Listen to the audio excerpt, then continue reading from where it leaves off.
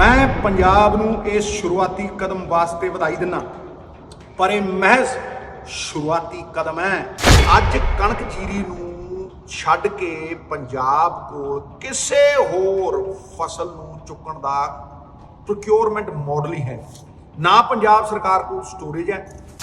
अज FCI वालों MSP ते सरकारी खरीद मिल रही है, कल है परसों का की भरोसा। ते जे ये काले कानून लागू हो गए तो अपने कोल घट तो घट 1 साल है ते वध तो वध 2 या 3 साल। हुण 3 कानून किसान नूं पूंजीपतियां दा गुलाम बनाउणगे। इस तरह चलाउणगे जिवें भारत दे विच गोरियां ने ईस्ट इंडिया कंपनी चलाई सी ना। अंबानी अडानी बंबई च बैठ के कठपुतलियां वांग नचाउणगे। पंजाब जो चौल खांदा ही नहीं, 1400 करोड़ क्यूबिक मीटर पानी धरती विचों एक्सट्रा कढ रहा है। पर भाई होण दी लिमिट तो एक्सट्रा ते 1 क्यूबिक मीटर दे विच 1000 लीटर पानी आउंदा है। 5-10 सालां दे विच धरती बंजर कर देंगे। इसलिए मैं कहना कि अज दा किसान दा संघर्ष कल्ला मौजूदा MSP ते मंडियां बचाउण वास्ते ही नहीं कि हुंदा ते फिर पिछले 25 सालां विच पंजाब दे हज़ारां किसानां ने खुदकुशी क्यों कर ली। ये किसानां दे सच्चे संघर्ष दा निरादर भी है ते अपमान भी। अज किसानां दे संघर्ष दे नाल पूरा पंजाब जुड़िया ही नहीं, बल्कि ये संघर्ष पूरे पंजाब दा संघर्ष है। ते जो वन नेशन वन मार्केट की गल कर रहे हैं, वो स्टेट की आवाज़ नूं कुचल रहे हैं, वो संविधान विरोधी हैं। मेरी मंग है पंजाब सरकार सब्जियां, दाल, ऑयल सीड ते फ्रूट उत्ते MSP दवे।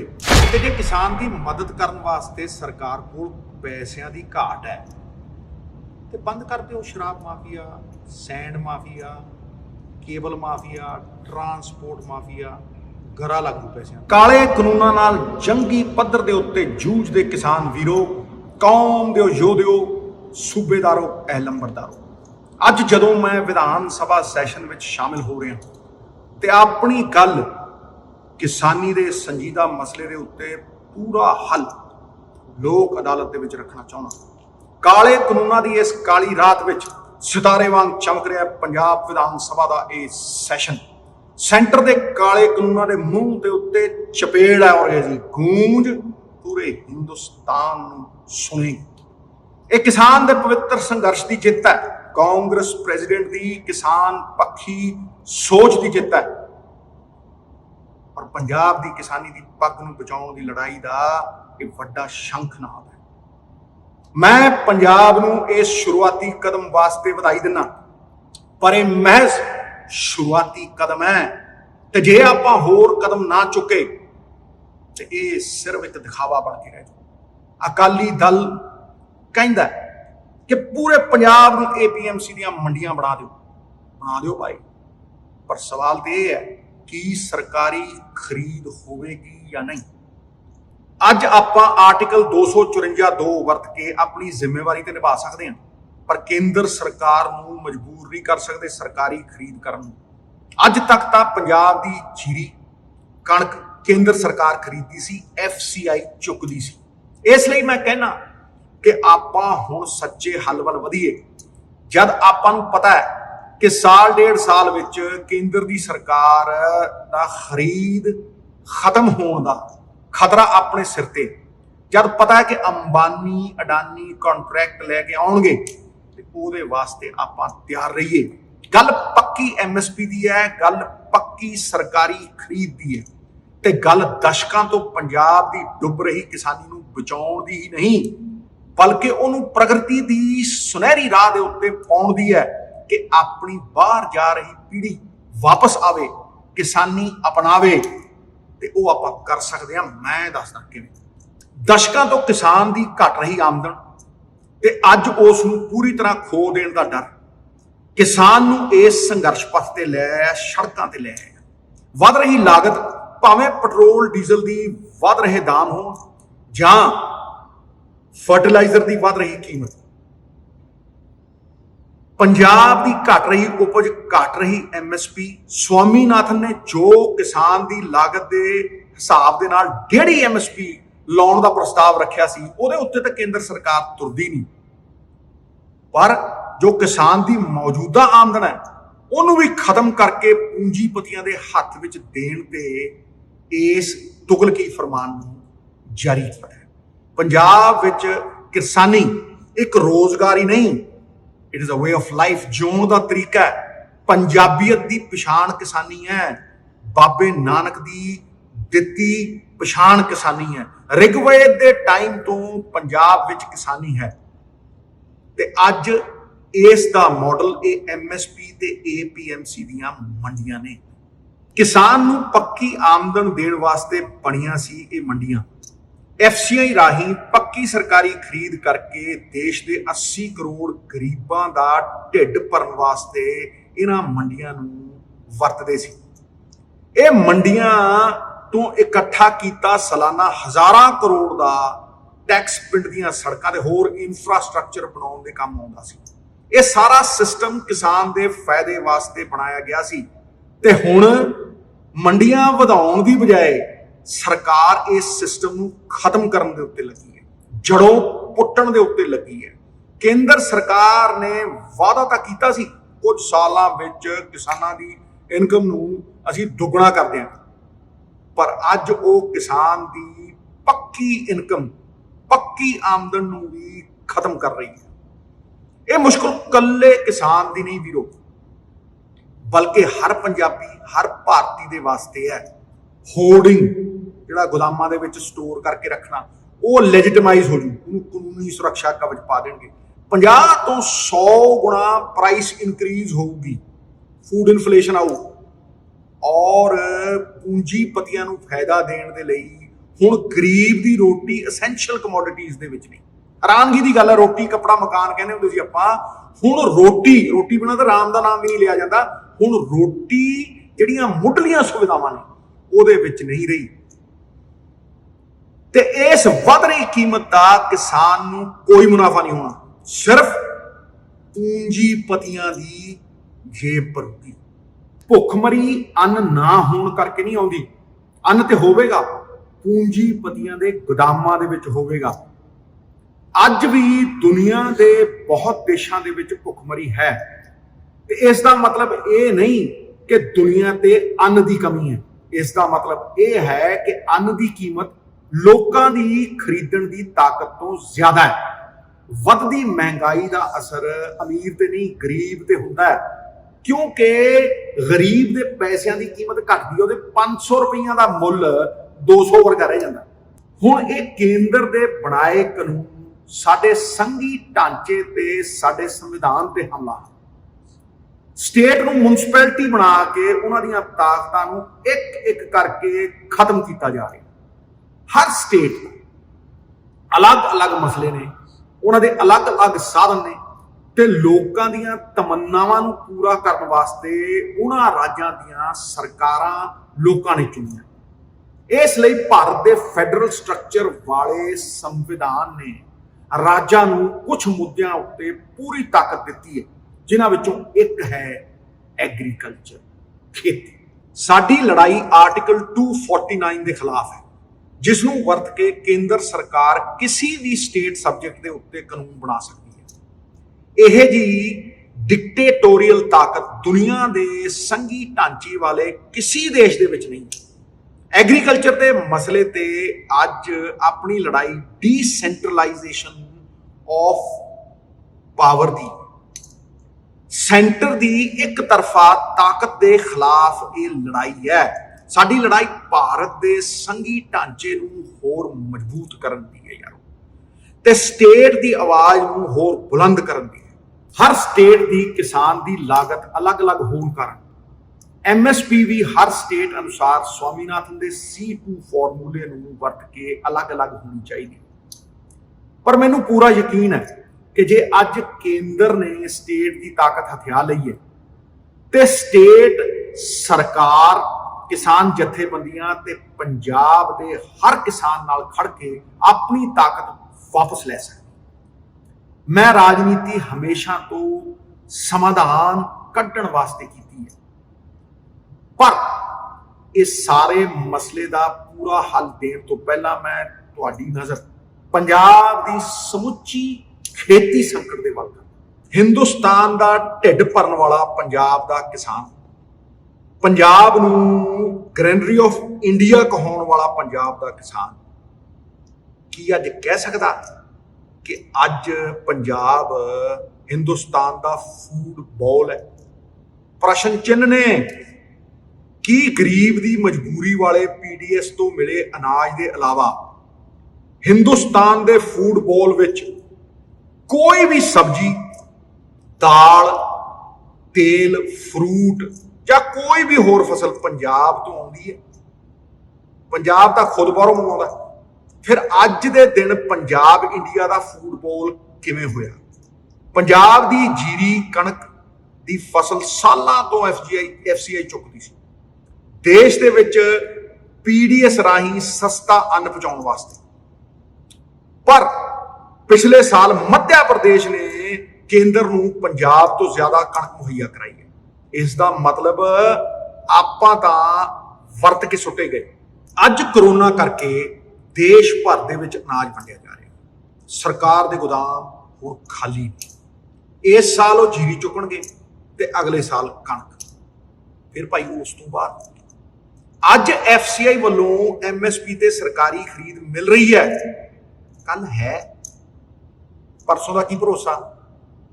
ਤੇ ਜੇ ਇਹ ਕਾਲੇ ਕਾਨੂੰਨ ਲਾਗੂ ਹੋ ਗਏ ਤੇ ਆਪਣੇ ਕੋਲ ਘੱਟ ਤੋਂ ਘੱਟ 1 ਸਾਲ ਹੈ ਤੇ ਵੱਧ ਤੋਂ ਵੱਧ 2 ਜਾਂ 3 ਸਾਲ।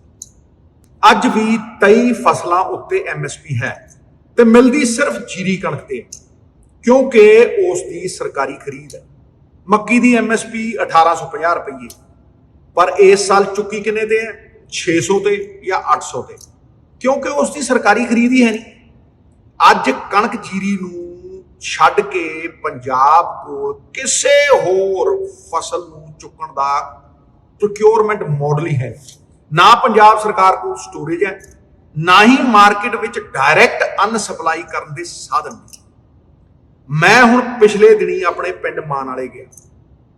ਉੱਥੇ ਮੇਰੇ ਕੋਲ ਬਹੁਤ ਕਿਸਾਨਾਂ ਨੇ ਫਰਿਆਦ ਕੀਤੀ। ਉਹ ਕਹਿੰਦੇ ਭਾਜੀ, ਸ਼ੂਗਰ ਮਿਲ ਸਾਡੇ ਗੰਨੇ ਦਾ ਨਾ ਤੇ ਪੂਰਾ ਰੇਟ ਦਿੰਦੀ ਹੈ ਤੇ ਨਾ ਹੀ ਟਾਈਮ ਦੇ ਉੱਤੇ ਪੈਸੇ ਦਿੰਦੀ। ਬਿਨਾਂ ਮੰਡੀਆਂ ਤੇ ਬਿਨਾਂ ਐਮਐਸਪੀ ਸਾਰੀਆਂ ਫਸਲਾਂ ਦਾ ਯਾਰੋ ਇਹੀ ਹਾਲ ਹੋ ਜਾਣਾ। ਅੱਜ ਦੁਨੀਆ ਦੇ ਬਹੁਤ ਦੇਸ਼ਾਂ ਦੇ ਵਿੱਚ 1-2 ਕੰਪਨੀਆਂ, ਜਿਵੇਂ ਅੰਬਾਨੀ ਅਡਾਨੀ ਨੇ ਨਾ, ਏਦਾਂ ਹੀ 1-2 ਕੰਪਨੀਆਂ ਆਪਣੀ ਮੋਨੋਪੋਲੀ ਬਣਾ ਕੇ ਨਾ ਕੱਲੇ ਰਾਜ ਕਰਦੇ ਆ। ਇਸ ਤਰ੍ਹਾਂ ਚਲਾਉਣਗੇ ਜਿਵੇਂ ਭਾਰਤ ਦੇ ਵਿੱਚ ਗੋਰਿਆਂ ਨੇ ਈਸਟ ਇੰਡੀਆ ਕੰਪਨੀ ਚਲਾਈ ਸੀ ਨਾ। ਅੰਬਾਨੀ ਅਡਾਨੀ ਬੰਬਈ 'ਚ ਬੈਠ ਕੇ ਕਠਪੁਤਲੀਆਂ ਵਾਂਗ ਨਚਾਉਣਗੇ, ਰਿਮੋਟ ਕੰਟਰੋਲ ਨਾਲ ਚਲਾਉਣਗੇ। ਯਾਰ, ਪੰਜਾਬ ਨੂੰ 5 ਦਰਿਆਵਾਂ ਦੀ ਧਰਤੀ ਕਿਹਾ ਜਾਂਦਾ ਹੈ, ਪਰ ਪੰਜਾਬ ਦੀ 70% ਤੋਂ ਜ਼ਿਆਦਾ ਖੇਤੀ ਟਿਊਬਵੈਲਾਂ ਨਾਲ ਚੱਲਦੀ ਹੈ। 1 ਕਿਲੋ ਝੋਨਾ ਉਗਾਉਣ ਵਾਸਤੇ ਪੰਜਾਬ ਵਿੱਚ 5377 ਲੀਟਰ ਪਾਣੀ ਵਰਤਿਆ ਜਾਂਦਾ ਹੈ। ਅੱਜ ਪੰਜਾਬ ਜੋ ਚੌਲ ਖਾਂਦਾ ਹੀ ਨਹੀਂ, 1400 ਕਰੋੜ ਕਿਊਬਿਕ ਮੀਟਰ ਪਾਣੀ ਧਰਤੀ ਵਿੱਚੋਂ ਐਕਸਟਰਾ ਕੱਢ ਰਿਹਾ ਹੈ। ਸਸਟੇਨੇਬਲ ਲਿਮਿਟ ਤੋਂ ਐਕਸਟਰਾ, ਭਰਪਾਈ ਹੋਣ ਦੀ ਲਿਮਿਟ ਤੋਂ ਐਕਸਟਰਾ, ਤੇ 1 ਕਿਊਬਿਕ ਮੀਟਰ ਦੇ ਵਿੱਚ 1000 ਲੀਟਰ ਪਾਣੀ ਆਉਂਦਾ ਹੈ। 5-10 ਸਾਲਾਂ ਦੇ ਵਿੱਚ ਧਰਤੀ ਬੰਜਰ ਕਰ ਦਿਆਂਗੇ। ਇਹ ਆਪਾਂ ਕੇਂਦਰ ਸਰਕਾਰ ਦੀ ਨੀਤੀ ਅਨੁਸਾਰ ਕਰ ਰਹੇ ਹਾਂ। ਜੀਰੀ ਲਾਉਣ ਤੇ ਹੋਰ ਵੀ ਤਰੀਕੇ ਨੇ, ਪਰ ਆਪਾਂ ਉਸ ਵੱਲ ਨਹੀਂ ਜਾਂਦੇ। ਅੱਜ ਘਟ ਰਹੇ ਜ਼ਮੀਨ ਹੇਠਲੇ ਪਾਣੀ ਕਾਰਨ ਛੋਟਾ ਕਿਸਾਨ ਕਰਜ਼ ਲੈ ਲੈ ਕੇ ਟਿਊਬਵੈਲ ਪਾਉਂਦਾ ਹੈ। ਅੱਜ ਪੰਜਾਬ ਦੇਸ਼ ਨੂੰ ਜੀਰੀ ਨਹੀਂ ਬਲਕਿ ਪਾਣੀ ਐਕਸਪੋਰਟ ਕਰ ਰਿਹਾ ਹੈ, ਉਹ ਵੀ ਕਰਜ਼ਾ ਤੇ ਕਰਜ਼ਾ ਤੇ ਕਰਜ਼ਾ ਲੈ ਲੈ ਕੇ। ਜੇ ਇਸ ਪਾਣੀ ਦਾ ਹਿਸਾਬ ਲਾਈਏ ਤੇ ਇਹ SYL ਨਹਿਰ ਤੋਂ ਪੰਜਾਬ ਦੇ ਹੋਣ ਵਾਲੇ ਨੁਕਸਾਨ ਤੋਂ ਕਈ ਗੁਣਾ ਜ਼ਿਆਦਾ ਹੈ। ਗੁਰੂ ਨਾਨਕ ਦੀ ਰਾਹ ਯਾਦ ਕਰੋ, ਪਵਨ ਗੁਰੂ ਪਾਣੀ ਪਿਤਾ ਮਾਤਾ ਧਰਤ ਮਹਤ, ਉਸ ਰਾਹ ਤੋਂ ਭਟਕ ਗਏ ਆ ਤੇ ਸਾਨੂੰ ਸਰਕਾਰੀ ਨੀਤੀਆਂ ਰਾਹੀਂ ਭਟਕਾਇਆ ਗਿਆ। ਅੱਜ ਪੰਜਾਬ ਦਾ 86% ਕਿਸਾਨ ਕਰਜ਼ਾਈ ਹੈ। ਇਸ ਲਈ ਮੈਂ ਕਹਿਣਾ ਕਿ ਅੱਜ ਦਾ ਕਿਸਾਨ ਦਾ ਸੰਘਰਸ਼ ਕੱਲਾ ਮੌਜੂਦਾ MSP ਤੇ ਮੰਡੀਆਂ ਬਚਾਉਣ ਵਾਸਤੇ ਹੀ ਨਹੀਂ। ਜੇ ਹੁੰਦਾ ਤੇ ਫਿਰ ਪਿਛਲੇ 25 ਸਾਲਾਂ ਵਿੱਚ ਪੰਜਾਬ ਦੇ ਹਜ਼ਾਰਾਂ ਕਿਸਾਨਾਂ ਨੇ ਖੁਦਕੁਸ਼ੀ ਕਿਉਂ ਕਰ ਲਈ? ਪੰਜਾਬ ਦਾ ਕਿਸਾਨ ਦਸ਼ਕਾਂ ਤੋਂ ਧਰਨੇ ਤੇ ਬੈਠ ਰਿਹਾ ਹੈ। ਇਹ ਸੰਘਰਸ਼ ਕੋਈ ਨਵਾਂ ਨਹੀਂ, ਹਾਂ ਅੱਜ ਜ਼ਿਆਦਾ ਜ਼ੋਰਦਾਰ ਜ਼ਰੂਰ ਹੈ। ਪਰ ਜੇ ਅੱਜ ਕੇਂਦਰ ਸਰਕਾਰ MSP ਲਿਖਤ ਵਿੱਚ ਦੇਵੇ ਤੇ 2 ਸਾਲ ਹੋਰ ਸਰਕਾਰੀ ਖਰੀਦ ਕਰ ਲਵੇ, ਫੇਰ ਕੀ ਪੰਜਾਬ ਦੀ ਕਿਸਾਨੀ ਦੀ ਸਾਰੀ ਮੁਸ਼ਕਿਲ ਹੱਲ ਹੋ ਜੂ? ਮੈਂ ਤੁਹਾਡੇ ਸਾਹਮਣੇ ਇਹ ਸੱਚ ਇਸ ਲਈ ਰੱਖਿਆ ਕਿ ਆਪਾਂ ਸਿਰਫ ਦਿਖਾਵੇ ਨਾ ਕਰੀਏ, ਕਿਸਾਨ ਦੀਆਂ ਅਸਲੀ ਮੁਸ਼ਕਿਲਾਂ ਦਾ ਹੱਲ ਕਰੀਏ। ਕੇਂਦਰ ਨੇ ਅੱਜ ਜੋ ਨਵਾਂ ਪੈਂਤੜਾ ਚੱਲਿਆ, ਇਸ ਨਾਲ ਪੰਜਾਬ ਦੇ ਬਚੇ ਖੁਚੇ ਕਿਸਾਨ ਵੀ ਖਤਮ ਹੋ ਜਾਣਗੇ। ਸਮਝਣਾ ਇਹ ਜ਼ਰੂਰੀ ਹੈ ਕਿ ਪੰਜਾਬ ਦੇ ਐਗਰੀਕਲਚਰ ਸਿਸਟਮ ਨੂੰ ਪਹਿਲਾਂ ਹੌਲੀ-ਹੌਲੀ ਕਰਕੇ ਮਾਰਿਆ ਗਿਆ ਤੇ ਹੁਣ ਉਹਨੂੰ ਖਤਮ ਕਰਨ ਤੇ ਆ ਗਏ। ਪੰਜਾਬ ਨੂੰ ਪਹਿਲਾਂ ਕੇਂਦਰ ਨੇ ਵਰਤਿਆ ਤੇ ਹੁਣ ਪੂੰਜੀਪਤੀ ਵਰਤਣਗੇ। ਪੰਜਾਬ ਦਾ ਕਿਸਾਨ ਕਰ ਰਿਹਾ ਹੈ ਕਰਜ਼ਾਈ ਖੇਤੀ ਤੇ ਅੰਬਾਨੀ ਅਡਾਨੀ ਕਰਨਗੇ ਕਮਾਊ ਖੇਤੀ। ਫਰਕ ਦੇਖ ਲਓ। ਪ੍ਰਾਈਵੇਟ ਟ੍ਰੇਡਿੰਗ ਤਾਂ ਪਹਿਲਾਂ ਵੀ ਸੀ ਮਿੱਤਰੋ, ਈ-ਨੈਮ ਸੀ, ਪ੍ਰਾਈਵੇਟ ਵਪਾਰੀ ਮੰਡੀ ਤੋਂ ਬਾਹਰ ਖਰੀਦ ਕਰਦੇ ਸੀ, ਪਰ ਇਸ ਕਾਨੂੰਨ ਦੀ ਫਿਰ ਕੀ ਲੋੜ ਪੈ ਗਈ? ਇਹ ਕਾਨੂੰਨ ਕਿਸਾਨ ਦੀ ਲੀਗਲ ਪ੍ਰੋਟੈਕਸ਼ਨ, ਉਹਦੇ ਜਿਹੜੇ ਕਾਨੂੰਨੀ ਅਧਿਕਾਰ ਉਹਨਾਂ ਨੂੰ ਖੋਹਣ ਦੇ ਵਾਸਤੇ ਲਿਆਇਆ ਗਿਆ, ਔਰ ਪੂਰਾ ਸਮੁੱਚਾ ਜਿਹੜਾ ਕੰਟਰੋਲ ਹੈ ਉਹ ਪੂੰਜੀਪਤੀਆਂ ਦੇ ਹਵਾਲੇ ਕਰਨ ਲਈ ਆਇਆ। ਸਿਵਲ ਕੋਰਟਾਂ 'ਚ ਨਹੀਂ ਜਾ ਸਕਦੇ, SDM ਕੋਲ ਜਾਓਗੇ, DC ਕੋਲ ਜਾਓਗੇ, ਉਹ ਨਿਰਦੇਸ਼ ਤੇ ਚੱਲਣਗੇ ਸੈਂਟਰ ਸਰਕਾਰ। ਚੁਣੇ ਨੁਮਾਇੰਦੇ ਨਕਾਰਾ ਦਰਸ਼ਨੀ ਘੋੜੇ ਪੂੰਜੀਪਤੀਆਂ ਦੇ ਪਾਵੇ ਦੇ ਨਾਲ ਬੰਨ ਦੇਣਗੇ ਸੈਂਟਰ ਸਰਕਾਰ ਵਾਲੇ। ਸਾਡੀ ਆਜ਼ਾਦੀ, ਸਾਡੀ ਖੁਦਮੁਖਤਿਆਰੀ ਸਾਡੇ ਤੋਂ ਲੈ ਲੈਣਗੇ। ਇਹ ਲੜਾਈ ਸਾਡੀ ਆਜ਼ਾਦੀ ਦੀ ਹੈ, ਇਸ ਕਰਕੇ ਵਜਿਆ ਇਨਕਲਾਬ ਦਾ ਬਿਗਲ। ਜਿਨ੍ਹਾਂ ਸਟੇਟਾਂ ਵਿੱਚ ਮੰਡੀਆਂ ਨਹੀਂ ਹਨ ਉੱਥੇ MSP ਨਹੀਂ ਮਿਲਦੀ। ਇਹ ਤੇ ਸਰਕਾਰ ਦੀਆਂ ਰੈਗੂਲੇਟਡ ਮੰਡੀਆਂ ਦੇ ਵਿੱਚ ਹੀ ਮੁਮਕਿਨ ਹੈ। ਤੇ ਜਿਸ ਤਰ੍ਹਾਂ ਕੇਂਦਰ ਦੀ ਸਰਕਾਰ ਚੱਲ ਰਹੀ ਹੈ, ਜੇ ਕੱਲ ਨੂੰ PDS ਬੰਦ ਹੋ ਗਿਆ ਤੇ ਡਾਇਰੈਕਟ ਕੈਸ਼ ਟ੍ਰਾਂਸਫਰ ਲੈ ਆਏ, ਤੁਹਾਡੇ ਬੈਂਕਾਂ 'ਚ ਸਿੱਧੇ ਪੈਸੇ ਪਾਉਣ ਲੱਗ ਗਏ, ਫੇਰ ਤੇ FCI ਨੇ ਵੀ ਨਹੀਂ ਚੁੱਕਣੀ ਪੰਜਾਬ ਦੀ ਫਸਲ। ਅਨਾਜ ਦੀ ਜਗ੍ਹਾ ਗਰੀਬ ਨੂੰ ਡਾਇਰੈਕਟ ਬੈਂਕ ਦੇ ਵਿੱਚ ਕੈਸ਼ ਦੇਣ ਦੇ ਲਈ ਕੇਂਦਰ ਦੀ ਸਰਕਾਰ ਜ਼ਮੀਨ ਤਿਆਰ ਕਰ ਰਹੀ ਹੈ। ਇਹ ਇਕੱਲੀ ਇੱਥੇ ਹੀ ਨਹੀਂ, ਇਹ ਤੁਹਾਡੀ ਇਲੈਕਟ੍ਰਿਸਿਟੀ ਸਬਸਿਡੀ ਵੀ ਬੰਦ ਕਰਨਗੇ। ਜਿਹੜੀ ਸਰਕਾਰ ਦੇ ਕੋਲ ਦੇਣ ਨੂੰ ਪੈਸੇ ਹੀ ਨਹੀਂ, GST ਵੀ ਆਪਦੇ ਕੋਲ ਰੱਖ ਲਿਆ ਕੇਂਦਰ ਨੇ, ਉਹ ਤੁਹਾਨੂੰ ਡਾਇਰੈਕਟ ਬੈਂਕ ਦੇ ਵਿੱਚ ਕਿਵੇਂ ਪੈਸੇ ਪਾ ਕੇ ਦਊਗੀ ਤੁਹਾਡੀ ਬਿਜਲੀ ਦੀ ਸਬਸਿਡੀ? ਇਹ ਵਿਚਾਰ ਕਰਨ ਵਾਲੀ ਗੱਲ ਹੈ। ਤੇ ਫੇਰ ਭਾਈ ਪੰਜਾਬ ਕੀ ਕਰੂ? ਆਪਣੀ ਸਾਰੀ ਫਸਲ ਪੂੰਜੀਪਤੀਆਂ ਨੂੰ ਵੇਚੂ ਤੇ ਕਿਸ ਰੇਟ ਤੇ? ਇਸ ਲਈ ਮੈਂ ਕਹਿ ਰਿਹਾ ਕਿ ਹੱਲ ਦੀ ਰਾਹ ਦੇ ਉੱਤੇ ਹੁਣ ਤੁਰਨਾ ਬਹੁਤ ਜ਼ਰੂਰੀ ਹੈ। ਭਾਵੇਂ ਪੂਰਾ ਪੰਜਾਬ ਮੰਡੀ ਬਣਾ ਲਓ, ਜੇ ਸਰਕਾਰੀ ਖਰੀਦ ਨਾ ਹੋਵੇ ਤੇ ਫਿਰ MSP ਕਿੱਥੋਂ ਮਿਲੂ? ਅੱਜ MSP ਤੋਂ ਵੱਡਾ ਸਵਾਲ ਹੈ ਸਰਕਾਰੀ ਖਰੀਦ ਦਾ। ਪੰਜਾਬ ਤੋਂ ਸਸਤੀ ਕਣਕ ਹੋਰ ਰਾਜਾਂ ਵਿੱਚ ਮਿਲਦੀ ਹੈ, ਫਿਰ ਪੂੰਜੀਪਤੀ ਇੱਥੋਂ ਕਿਉਂ ਖਰੀਦਣਗੇ ਭਾਈ? ਕੇਂਦਰ ਨੇ ਤੇ ਆਪਣਾ ਕੰਮ ਕਰਤਾ, ਹੁਣ ਆਪਾਂ ਕੀ ਕਰਦੇ ਹਾਂ? ਸਵਾਲ ਇਹ ਹੈ, ਫਿਰ ਅਗਲੇ ਸਾਲ ਸਰਕਾਰ ਇਲੈਕਸ਼ਨ ਤੋਂ ਪਹਿਲਾਂ ਪਿੱਠ ਨਹੀਂ ਦਿਖਾ ਸਕਦੀ। 6 ਮਹੀਨੇ ਪਹਿਲਾਂ ਇਲੈਕਸ਼ਨ ਤੋਂ ਰਿਜ਼ਾਈਨ ਕਰਨਾ ਕੁਛ ਨਹੀਂ ਹੋਣਾ ਮਿੱਤਰੋ। ਸੇਵਾ ਦੇਸ਼ ਦੀ ਜ਼ਿੰਦਗੀ ਹੈ, ਬੜੀ ਔਖੀ ਗੱਲਾਂ ਕਰਨੀਆਂ ਢੇਰ ਸਖਲੀਆਂ ਨੇ। ਜਿਨ੍ਹਾਂ ਦੇਸ਼ ਸੇਵਾ ਵਿੱਚ ਪੈਰ ਪਾਇਆ ਉਹਨਾਂ ਲੱਖ ਮੁਸੀਬਤਾਂ ਚੱਲੀਆਂ ਨੇ। ਪੰਜਾਬ ਦਾ ਕਿਸਾਨ, ਪੰਜਾਬ ਦੇ ਲੋਕ ਸਾਡੇ ਵੱਲ ਵੇਖ ਰਹੇ। ਕੜਕਦੀ ਬਿਜਲੀ ਦੇਖ ਕੇ ਬੁੱਧੀਮਾਨ ਆਦਮੀ ਜਾਮਾਂ ਪਾ ਲੈਂਦਾ ਹੈ। ਤੇ ਇਸ ਲਈ ਮੈਂ ਕਹਿ ਰਿਹਾ ਕਿ ਸਰਕਾਰਾਂ ਕਿਸਾਨ ਨੂੰ ਭਟਕਾਉਣ ਨਾ, ਮੁੱਦੇ ਤੇ ਆਉਣ, ਹੱਲ ਦੇਣ। ਇਹਨਾਂ ਕਾਰਨਾਂ ਕਰਕੇ ਹੀ ਅੱਜ ਪੰਜਾਬ ਵਿੱਚ ਕਿਸਾਨਾਂ ਦਾ ਇਹ ਸੱਚਾ ਸੰਘਰਸ਼ ਚੱਲ ਰਿਹਾ ਹੈ। ਲੋਕਤੰਤਰ ਸਿਰਫ ਸਰਕਾਰ ਚੁਣਨਾ ਹੀ ਨਹੀਂ ਹੈ, ਸਰਕਾਰ ਤੱਕ ਆਪਣੀ ਹਰ ਮੰਗ, ਹਰ ਆਵਾਜ਼ ਪਹੁੰਚਾਉਣਾ ਵੀ ਹੈ। ਕਿਸਾਨ ਜੋ ਅੱਜ ਵਿਉਂਤਬੰਦੀ ਨਾਲ ਇਹ ਸੰਘਰਸ਼ ਕਰ ਰਿਹਾ ਹੈ, ਇਹ ਸਾਡੀ ਡੈਮੋਕ੍ਰੇਸੀ ਨੂੰ ਹੋਰ ਮਜ਼ਬੂਤ ਕਰ ਰਿਹਾ, ਤਾੜਾ ਕਰ ਰਿਹਾ। ਕਿਸਾਨ ਮੁਸ਼ਕਿਲ ਦੀ ਵੀ ਸਮਝ ਰੱਖਦਾ ਹੈ ਤੇ ਆਪਣੇ ਹੱਕਾਂ ਵਾਸਤੇ ਲੜਨ ਦੇ ਢੰਗ ਵੀ ਉਹਨੂੰ ਪਤਾ। ਮੈਂ ਕਿਸਾਨਾਂ ਦੇ ਸੰਘਰਸ਼ ਦੇ ਮਾਇਨੇ ਤੇ ਮੁੱਲ ਸਮਝਦਾ। ਕਿਸਾਨ ਜਥੇਬੰਦੀਆਂ ਨੇ ਤੇ ਆਪਣਾ ਪਲਾਨ ਮੂਹਰੇ ਰੱਖਿਆ। ਲੋੜ ਹੈ ਕਿ ਸਰਕਾਰਾਂ ਆਪਣੀ ਜ਼ਿੰਮੇਵਾਰੀ ਨਿਭਾਉਣ। ਇਹ ਝੰਡਿਆਂ ਤੇ ਡੰਡਿਆਂ ਦਾ ਸੰਘਰਸ਼ ਨੌਨ ਵਾਇਲੈਂਟ ਸੰਘਰਸ਼ ਪੰਜਾਬ ਦੀ ਸੱਚੀ ਆਵਾਜ਼ ਹੈ।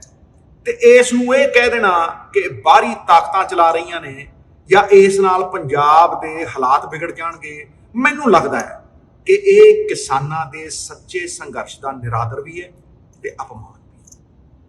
ਅੱਜ ਕਿਸਾਨਾਂ ਦੇ ਸੰਘਰਸ਼ ਦੇ ਨਾਲ ਪੂਰਾ ਪੰਜਾਬ ਜੁੜਿਆ ਹੀ ਨਹੀਂ, ਬਲਕਿ ਇਹ ਸੰਘਰਸ਼ ਪੂਰੇ ਪੰਜਾਬ ਦਾ ਸੰਘਰਸ਼ ਹੈ।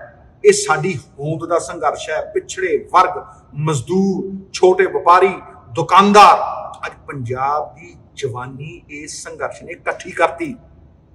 ਇਹ ਪੰਜਾਬੀਅਤ ਦਾ ਸੰਘਰਸ਼ ਹੈ, ਕਿਉਂਕਿ ਅੱਜ ਸਾਡੀ ਐਗਜ਼ਿਸਟੈਂਸ ਨੂੰ ਖਤਰਾ ਹੈ ਤੇ ਅੱਜ ਦਾ ਵਰਤਾਂਤ ਇਸ ਸੰਘਰਸ਼ ਦੇ ਰਾਹੀਂ ਜ਼ਮੀਨ ਫਾੜ ਕੇ ਆ ਰਿਹਾ ਹੈ।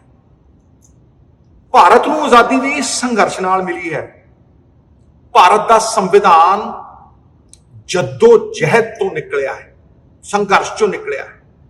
ਭਾਰਤ ਦਾ ਸੰਵਿਧਾਨ ਇੱਕ ਡਾਈਵਰਸ, ਅੱਡ-ਅੱਡ, ਵੱਖ-ਵੱਖ, ਡਾਈਵਰਸ ਹੁੰਦਾ ਵੱਖ-ਵੱਖ, ਡਾਈਵਰਸ ਦੇਸ਼ ਦਾ ਪ੍ਰਤੀਕ ਹੈ। ਵੱਖ-ਵੱਖ ਪ੍ਰਾਂਤਾਂ, ਭਾਸ਼ਾਵਾਂ, ਕਲਚਰ ਵਿੱਚ ਯੂਨਿਟੀ ਹੈ, ਇੱਕ ਹੈ। ਯੂਨਿਟੀ ਇਨ ਡਾਈਵਰਸਿਟੀ ਦਾ ਪ੍ਰਤੀਕ ਹੈ ਇਹ ਸੰਘਰਸ਼। ਭਾਰਤ ਦੇ ਸੰਵਿਧਾਨ ਦਾ ਪ੍ਰੀਐਂਬਲ ਕਹਿੰਦਾ ਹੈ ਫਰਟਰਨਿਟੀ, ਭਾਈਚਾਰਕ ਸਾਂਝ ਨਾਲ ਦੇਸ਼ ਦੀ ਯੂਨਿਟੀ। ਇਸ ਲਈ ਜਦ ਆਪਾਂ ਹਰ ਸਟੇਟ ਦੀ ਤੇ ਹਰ ਇਨਸਾਨ ਦੇ ਹੱਕ ਦੀ ਲੜਾਈ ਲੜਦੇ ਹਾਂ ਤੇ ਅਸੀਂ ਸੰਵਿਧਾਨ ਪੱਖੀ ਲੜਾਈ ਲੜ ਰਹੇ ਹਾਂ। ਏਕਤਾ ਤੇ ਜੇਲ੍ਹ ਦੀ ਵੀ ਹੁੰਦੀ ਹੈ ਯਾਰ, ਪਰ ਭਾਰਤ ਦਾ ਸੰਵਿਧਾਨ ਸਾਨੂੰ ਇੱਕ ਪਰਿਵਾਰਿਕ ਏਕਤਾ, ਭਾਈਚਾਰਕ ਏਕਤਾ ਦੇ ਵਿੱਚ ਬੰਨ੍ਹਦਾ ਹੈ। ਤੇ ਜੋ ਵਨ ਨੇਸ਼ਨ ਵਨ ਮਾਰਕੀਟ ਦੀ ਗੱਲ ਕਰ ਰਹੇ ਨੇ, ਉਹ ਸਟੇਟ ਦੀ ਆਵਾਜ਼ ਨੂੰ ਕੁਚਲ ਰਹੇ ਹਨ, ਉਹ ਸੰਵਿਧਾਨ ਵਿਰੋਧੀ ਹਨ, ਉਹ ਸੰਵਿਧਾਨ ਦੀ ਆਤਮਾ ਤੇ ਆਘਾਤ ਕਰ ਰਹੇ ਹਨ। that nullifies the spirit of our constitution। ਅੱਜ ਮੈਨੂਫੈਕਚਰਿੰਗ ਤੇ ਸਰਵਿਸ ਸੈਕਟਰ ਘਾਟੇ ਵਿੱਚ ਹੈ। 23% GDP ਘਟ ਗਈ ਹੈ, ਸਿਰਫ ਕਿਸਾਨੀ ਬਚੀ ਹੈ। ਤੇ ਅੱਜ ਕੇਂਦਰ ਸਰਕਾਰ ਪੂੰਜੀਪਤੀਆਂ ਵਾਸਤੇ ਕਿਸਾਨ ਦੀ ਆਮਦਨ ਤੇ ਕਬਜ਼ਾ ਕਰਨ ਦਾ ਰਾਹ ਖੋਲ ਰਹੀ। ਹੁਣ ਇਹ 3 ਕਾਨੂੰਨ ਕਿਸਾਨ ਨੂੰ ਪੂੰਜੀਪਤੀਆਂ ਦਾ ਗੁਲਾਮ ਬਣਾਉਣਗੇ। ਇਹ ਚਾਹੁੰਦੇ ਨੇ ਕਿ ਰੇਟ ਉਹ ਸੈੱਟ ਕਰਨ ਤੇ ਉਹੀ ਦੇਣ। ਇਹ ਚਾਹੁੰਦੇ ਨੇ ਕਿ ਅੰਬਾਨੀ ਅਡਾਨੀ ਪੰਜਾਬ ਦੇ ਨਿਰਣੇ ਲੈਣ। ਮੈਂ ਚਾਹੁੰਦਾ ਕਿ ਛੋਟੇ ਕਿਸਾਨ ਆਪਦੇ ਨਿਰਣੇ ਆਪ ਲੈਣ। ਹੁਣ ਵੱਡਾ ਸਵਾਲ ਇਹ ਹੈ ਕਿ ਅਸੀਂ ਕੀ ਕਰਨਾ ਹੈ। What shall we do? What should be done? ਮੈਂ ਪਹਿਲਾਂ ਦਾ ਕਹਿ ਰਿਹਾ, ਕਾਮਨ ਮਿਨੀਮਮ ਪ੍ਰੋਗਰਾਮ ਬਣਾਓ, ਸਾਂਝਾ ਪ੍ਰੋਗਰਾਮ, ਬੰਦ ਮੁੱਠੀ ਲੱਖ ਦੀ ਤੇ ਖੁੱਲੀ ਮੁੱਠੀ ਕੱਖ ਦੀ। ਮੇਰੀ ਮੰਗ ਪਹਿਲਾਂ ਤੋਂ ਹੈ ਕਿ ਸਟੇਟ ਅਸੈਂਬਲੀ ਆਪਣਾ ਸੈਸ਼ਨ ਬੁਲਾਵੇ, ਆਪਣਾ ਕਾਨੂੰਨ ਬਣਾਵੇ। As agriculture is in the state list. Agriculture state list ਦਾ ਸਬਜੈਕਟ ਹੈ। ਹਰ ਸੰਭਵ ਕਾਨੂੰਨੀ ਕਾਰਵਾਈ ਕੀਤੀ ਜਾਵੇ ਤੇ ਇਹ ਕਾਲੇ ਕਾਨੂੰਨਾਂ ਨੂੰ ਲਾਗੂ ਹੋਣ ਤੋਂ ਰੋਕਿਆ ਜਾਵੇ। ਪਰ ਇਹ ਹੱਲ ਸਰਕਾਰੀ ਪਾਲਿਸੀ ਦਾ ਹੱਲ ਨਹੀਂ, ਸਾਡੀ ਭਾਗੀਦਾਰੀ ਦਾ ਹੱਲ ਹੈ, ਸਾਡੀ ਇਕਜੁੱਟਤਾ ਦਾ ਹੱਲ ਹੈ। ਇਸ ਲਈ ਧਿਆਨ ਨਾਲ ਸੁਣਨਾ।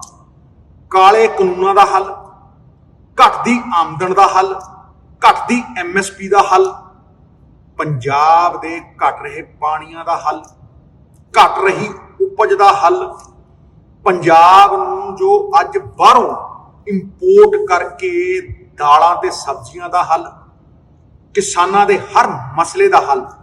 ਮੈਂ ਇਸ ਮੁਸ਼ਕਿਲ ਦਾ ਹੱਲ ਜਾਣਦਾ ਹਾਂ ਤੇ ਤੁਹਾਨੂੰ ਸਮਝਾ ਵੀ ਸਕਦਾ, ਪਰ ਇਹ ਕਾਫੀ ਨਹੀਂ। ਇਹ ਗੱਲਾਂ ਨਾਲ ਨਹੀਂ ਲਾਗੂ ਹੋਣਾ, ਗੱਲਾਂ ਨਾਲ ਕੁਛ ਨਹੀਂ ਹੋਣਾ। ਕਿਸਾਨ ਨੂੰ ਨਾਲ ਲੈ ਕੇ, ਜਥੇਬੰਦੀਆਂ ਨੂੰ ਨਾਲ ਲੈ ਕੇ ਸਟੇਟ ਸਰਕਾਰ ਹਰ ਮਸਲੇ ਦਾ ਹੱਲ ਕਰ ਸਕਦੀ। ਗੱਲ ਕੱਲੀ ਕਰਜ਼ਾ ਮਾਫੀ ਦੀ ਨਹੀਂ, ਪਰ ਕਿਸਾਨ ਦੇ ਸਿਰ ਤੇ ਕਰਜ਼ਾ ਚੜ੍ਹੇ ਹੀ ਕਿਉਂ। ਹੁਣ ਪਹਿਲਾ ਬਲਦਾ ਮੁੱਦਾ ਹੈ ਕਿ ਪੱਕੀ MSP ਤੇ ਸਰਕਾਰੀ ਖਰੀਦ ਦਾ। ਜੇ ਕੇਂਦਰ ਸਰਕਾਰ ਸਰਕਾਰੀ ਖਰੀਦ ਤੋਂ ਮੁੱਕਰਦੀ ਹੈ ਤੇ ਸਟੇਟ ਸਰਕਾਰੀ ਖਰੀਦ ਦੇਵੇ, MSP ਨੂੰ ਐਕਟ ਦਾ ਹਿੱਸਾ ਬਣਾਵੇ। MSP should be part of the act. ਮੇਰੀ ਮੰਗ ਹੈ ਪੰਜਾਬ ਸਰਕਾਰ ਸਬਜ਼ੀਆਂ, ਦਾਲ, ਆਇਲ ਸੀਡ ਤੇ ਫਰੂਟ ਉੱਤੇ MSP ਦੇਵੇ।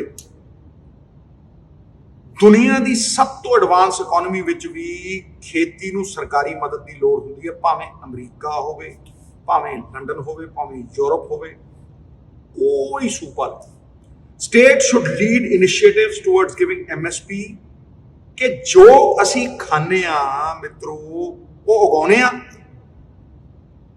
ਤੇ ਡਾਈਵਰਸਿਫਿਕੇਸ਼ਨ ਕਰਕੇ MSP ਦੇ ਨਾਲ ਨਾਲ ਸਰਕਾਰੀ ਖਰੀਦ ਦੇਣ ਨਾਲ ਪੰਜਾਬ ਦੀ ਕਿਸਾਨੀ ਦੇ ਹੋਰ ਸਾਰੇ ਮਸਲੇ ਵੀ ਹੱਲ ਹੋ ਜਾਣਗੇ। ਪੰਜਾਬ ਵਿੱਚ ਡਾਈਵਰਸਿਫਿਕੇਸ਼ਨ ਕਿਉਂ ਨਹੀਂ ਹੋਈ?